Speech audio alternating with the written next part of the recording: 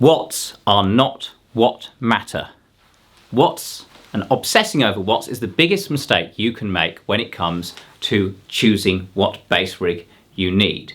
Now, this may confuse you because we talk about how powerful something is. We talk about the wattage. But when we talk about wattage, we are talking about an electrical quantity, and we don't hear electricity. We hear acoustic wattage, and no one ever gives you acoustic wattage specification because it would be really rather miserable. Now, this is a 12XN speaker that we use in quite a lot of our bass cabs. It's an amazing piece of kit, and in efficiency, it's really good as bass guitar speakers go, and it's something like 2% efficient. So let me put that in perspective. You put 100 watts into this speaker electrically, and you get 2 watts out acoustically.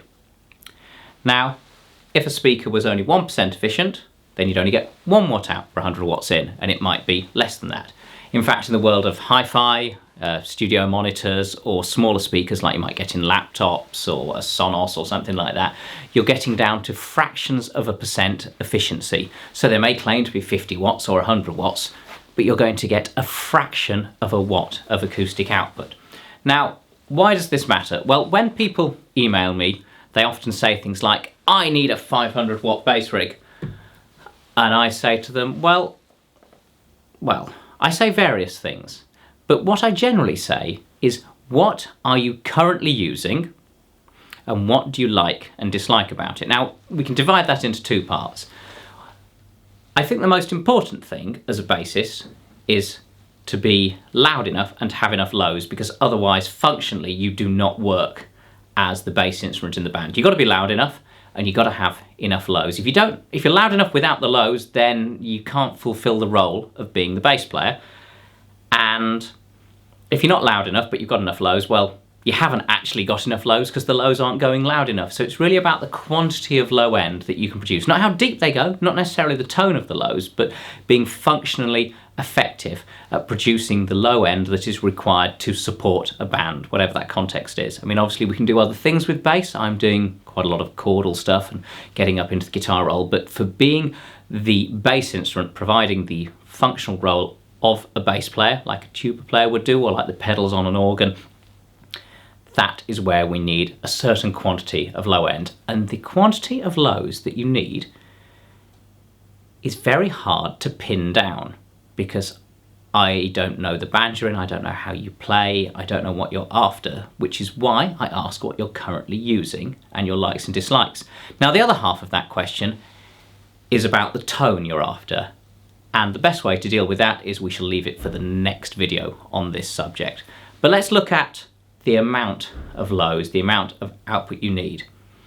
Now, you might tell me you've got 500 watts, you need 500 watts of output. That's not what you need. What we need to do is work out how that wattage relates to the loudness. Now, I started trying to make a video about this, explaining things. I ended up with this here chart. It started to hurt my brain. I ended up trying to explain logarithmic arithmetic. Then it basically got really complicated. So I will start to explain how this all works, but it will take many videos over many weeks where we delve into bits of physics and maths and stuff like that. So this is more an explanation of how I do it without going into the minutiae of how I do it. What's going on with a bass amp is the amp produces electrical output. Now, the bass amp is providing gain. A 500 watt amp only puts 500 watts out when you play a loud note into it and there's enough output from your bass and enough gain through the preamp and into the power amp that the amp reaches its full power. And that only happens on the peak of your loudest note at the point the amp is about to clip. In the real world of playing bass, if you're playing reasonably loud, you will reach that point quite frequently, because unless there's a load of compression or other effects on it that squish the dynamic range, bass has a lot of peaks, slap bass particularly. But that 500 watts that you might be getting out at a peak then goes into your loudspeaker. Now the loudspeaker has two limitations that dominate its maximum output, one of which is the thermal power handling. So there's a coil of wire deep inside here, and you put too much electrical energy through that, because the speaker is very inefficient. Say, look at 2% efficiency, you've got 98 watts of heat to get rid of for 100 watts going in. So if you've got 500 watts going in, it's worse. I can't be bothered doing the maths. Is it 490 watts? Yeah, 490 watts of heat to deal with and 10 watts of sound. Or was it the other way around? Anyway, I'm not doing mental arithmetic on camera right in front of you, because suddenly I'll forget how to do something I'm normally very good at, because that's what cameras do to us. So we've got our thermal limitation. When you look at the specs on a speaker cab, you will see a rating, 200 watts RMS, 400 watts RMS, 600 watts RMS, whatever. That rating is usually the thermal rating. It's not what we do with our cabs, because it's not very useful. So we do things differently, but pretty much everybody else gives you a thermal power handling rating. Now that is all well and good with mid-range speakers, with many guitar speakers, with tweeters, but it's not very useful with bass speakers, low frequency speakers, because once you're producing sound from, well, it's an issue as speakers get very small, but when you're dealing with reasonably sized speakers, 8s, 10s, 12s, that sort of thing, once you get below sort of 200, 150 hertz and you're producing sound down there, your limitation becomes also how much air the speaker can move.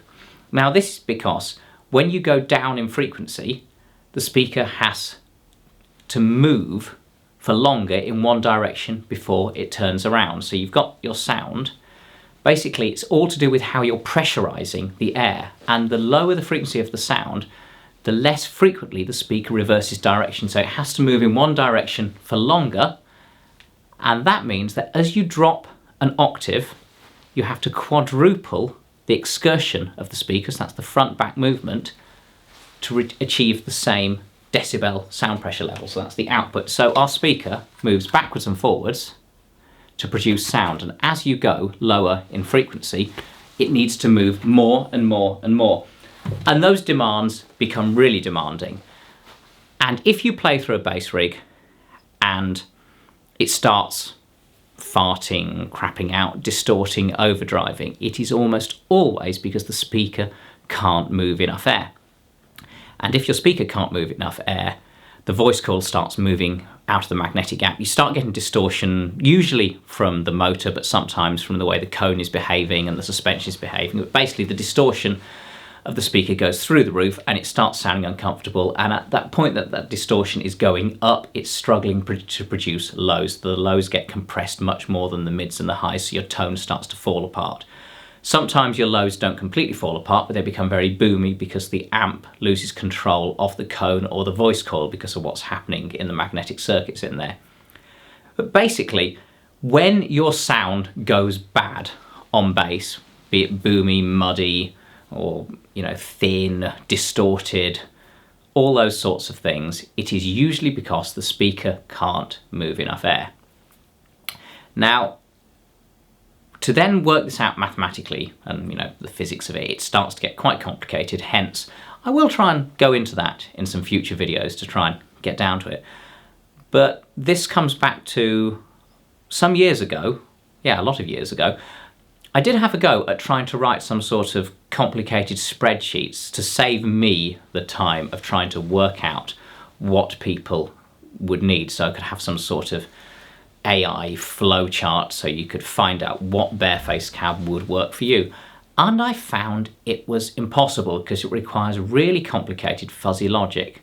So what's actually going on in here, in my head, is the fact that I've played a lot of gear and I've spoken to a lot of people about gear. I've had a lot of feedback about gear. I understand a lot about how the gear works, and therefore, if you tell me the exact amp you're using, and I really do mean exact amp, and the exact cab and or cabs that you're using, then I can drill into what that will produce in terms of output. Now, I may only give you like a one-line answer of you need this, But to get to that one-line answer, I have thought about the output of the amp, and not just the power rating, but what I know to be the real-world practical output of that amp in terms of peak and burst and continuous power, and how loud that amp really is in the world of bass.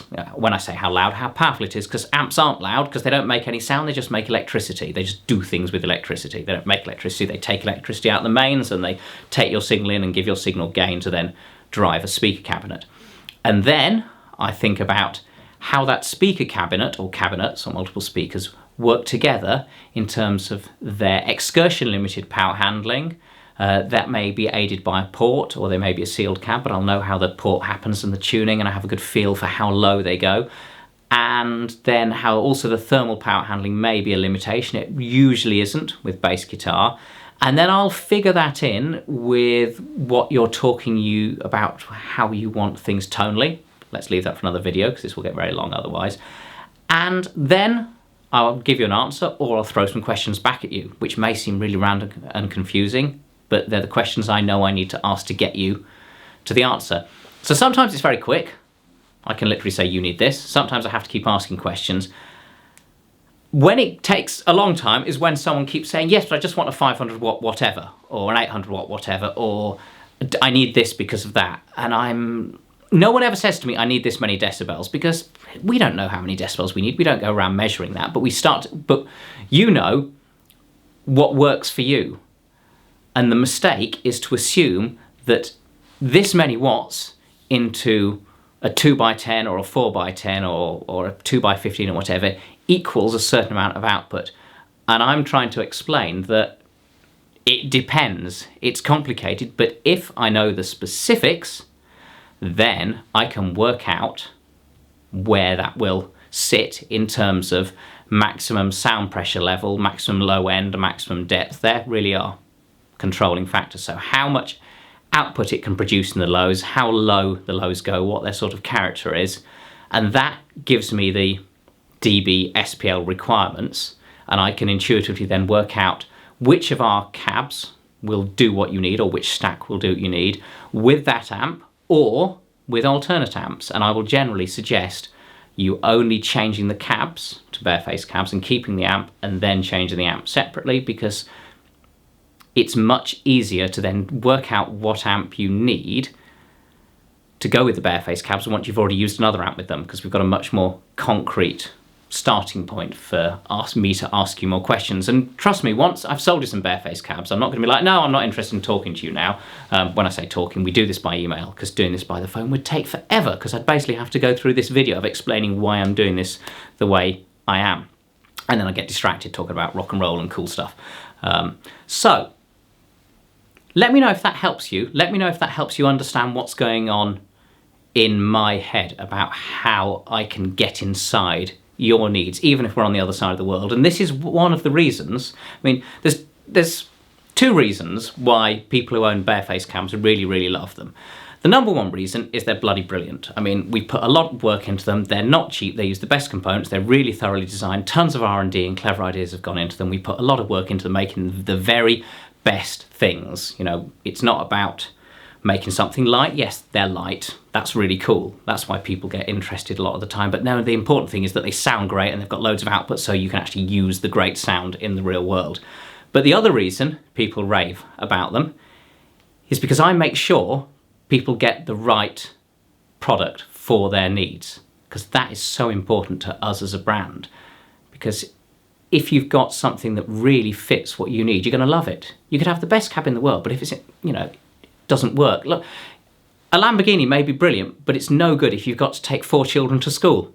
Yeah? It's that sort of thing. So it's matching the requirement to the products and really understanding the requirement. And that is what I'm very good at doing, which is useful. And that's why Barefaced is going well, which is nice. So ask me questions and stuff. I'll be back waving at actually, I've got quite a techie video to do next, so sorry about that, or yay, it depends on who you are. Thank you. I've been Alex from Barefaced, and this has it been geekery? I don't know. It's been an explanation. I hope it helped. Goodbye.